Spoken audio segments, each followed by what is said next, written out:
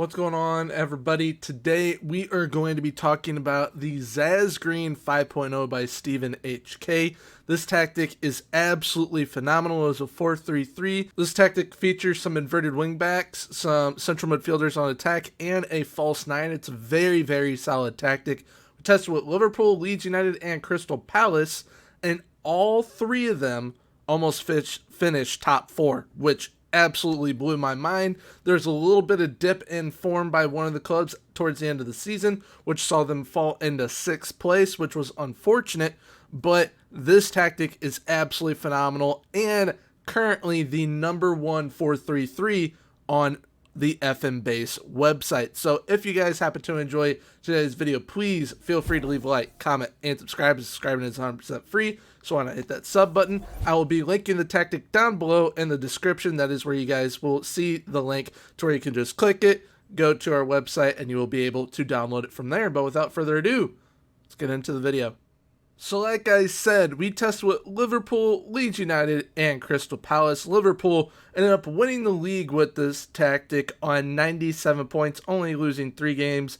1 to West Ham, 1 to Man City, 1 to Everton. Leeds United ended up finishing in 3rd. They only lost 8 matches, which was pretty impressive. They did, however, lose both to Liverpool. They finished on 76 points, 2 points away from being level with Man U on points, but due to goal differential, they could not finish in 2nd. But Crystal Palace, however, were a point away from qualifying for Champions League football, which is absolutely insane. They finished on 67 points, Arsenal on 68. Crystal Palace winning 20 matches, which is absolutely awesome. So this tactic definitely good for the big dogs. But as you can see here with Crystal Palace, who are supposed to finish 15th, Leeds United, who are supposed to finish in 12th, they really did well with this tactic. So looking at the team overview side of things, Liverpool had 138 league goals, which is absolutely incredible. Crystal Palace with 90, even though they finished in 6th, they had 90, and Leeds United with 84. So the top 3 in goals right there, most shots for, also top 3 for all 3 clubs. Liverpool had the fewest shots against. Best pass completion, Liverpool at 89%. Most possession, Liverpool in 6th with 52%. Most tackles won, all 3 clubs in the top 3. So even though highly offensive tactic, this is still a pretty solid defensive tactic as well. Crystal Palace having 725 tackles won, Leeds with 710, Liverpool with 695. Most dribbles made, Leeds in there at #1 with 498, and I guarantee you Rafinha is a big reason as to why. Crystal Palace with 473, Liverpool with 434. Most clean sheets, Liverpool at 19. Fewest conceded, Liverpool only conceded 31. So this tactic, even though it is pretty offensive, as we can see with the minimum being 84 goals scored, it's still very solid defensively, and that is what you love to see in a tactic, the best of both worlds. So getting into the player overview side of things, we're looking at goals first. Mo Salah with 31 goals, Sadio Mane with 22, Mateusz Klisz with 20, Adsone Edouard with 19. Say Mateusz Klisz with 20, that's absolutely awesome. Then most assists, Michael Olise with 18, Trent Alexander-Arnold with 17, Conor Gallagher with 14, Andy Robertson with 12, Sadio Mane with 12, Rafinha with 12 as well. So we got 3 with 12. And then Luke Ayling with 11. Most shots, we got Mo Salah and Virgil van Dijk in there. Most player of the match performances, we got Andy Robertson, Sadio Mane, and Michael Olise all having 7. And their match ratings are absolutely unbelievable. Andy Robertson with a 7.77. Sadio Mane with a 7.70, and Michael Olise with a 7.56. Most key passes, Michael Olise with 184, Rafinha with 153, Trent Alexander-Arnold with 150, Andy Robertson with 101. Those are all incredible numbers. Most tackles won, we got Tyreek Mitchell with 113, Luke Ayling with 87, Andy Robertson with 83, and Stuart Dallas with 81. Most dribbles made, no one was in the top 8, but Jack Harrison and Rafinha were both in the top 15. Jack Harrison at 12 and Rafinha at 15. But clean sheet wise, Allison number 1 with 18, and fewest conceded. He only conceded 28 goals. Something that I would like to highlight that isn't one of the key stats, but is big in my opinion, is tackles per 90 minutes. And this is absolutely insane how many people are in the top 20. We got Andy Robertson, Stuart Dallas, Nathaniel Klein, Tyreek Mitchell, Wilfred Zaha, Luke Ayling, Trent Alexander-Arnold, Joe Gomez, James Milner, Junior Firpo. All in the top 20. That is absolutely insane defensively. Like, this tactic can bang you in goals and definitely be very, very solid from a defensive standpoint as well. So now that we have looked over a lot of the numbers, let's see how the Zaz Green 5.0 by StephenHK performs, because usually it's been Zaz Blue tactics that have been really, really good. This Zaz Green 5.0 is absolutely phenomenal from the looks of it. I mean, statistically speaking, this is one of the best tests that I have ran this year in FM22, 100%. And I mean, it's got some pretty solid roles as well, with inverted wingbacks on attack. They've been very, very good this year. Roaming playmaker and support, very, very solid when played in the defensive midfield. You got some central midfielders on attack, which I absolutely love that role this year. Then you have inside forwards on attack, which once again, love that role. And the false 9 on support, I feel doesn't get enough love and is a very, very underrated role to use.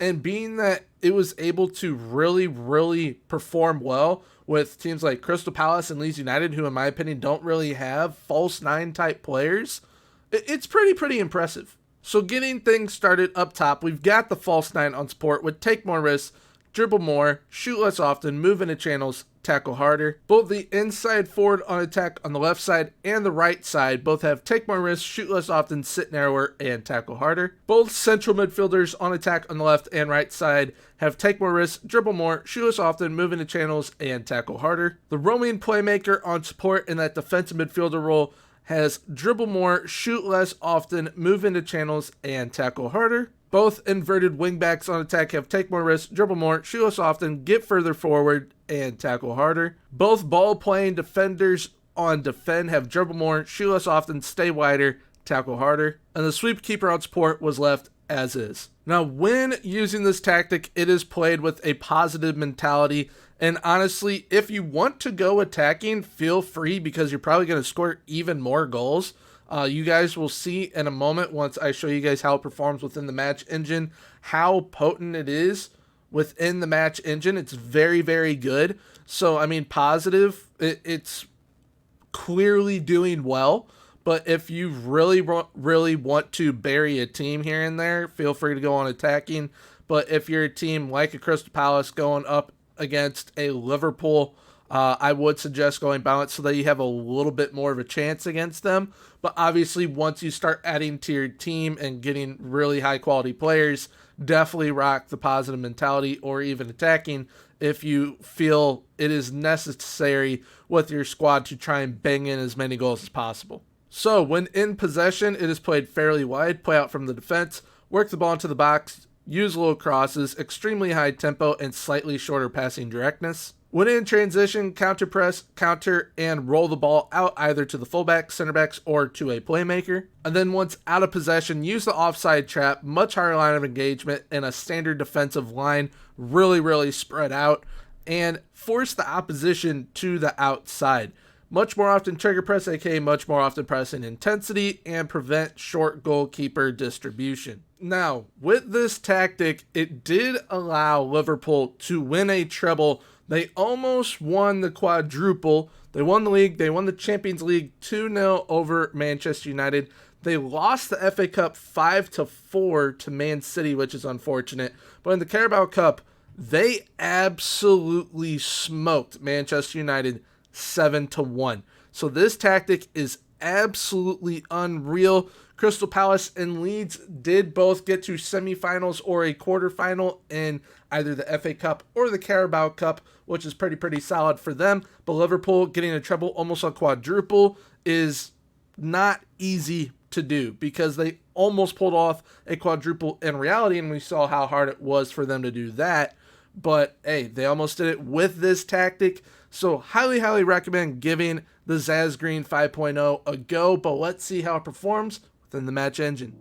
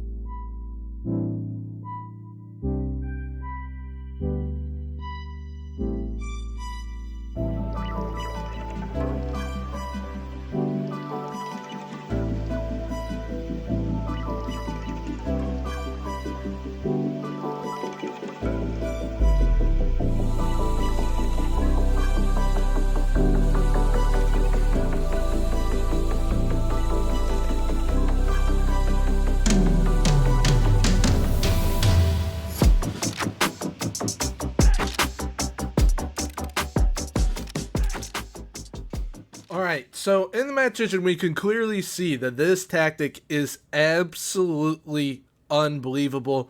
Liverpool, Crystal Palace, Leeds all make it look really easy against very solid clubs. Liverpool absolutely annihilating Man United 7-1, and then I believe it was Crystal Palace beat Tottenham 5-2, Leeds beat Tottenham 4-2. Now, I usually do not have the goals in the highlights against the teams unless there is something that seems to be exploited.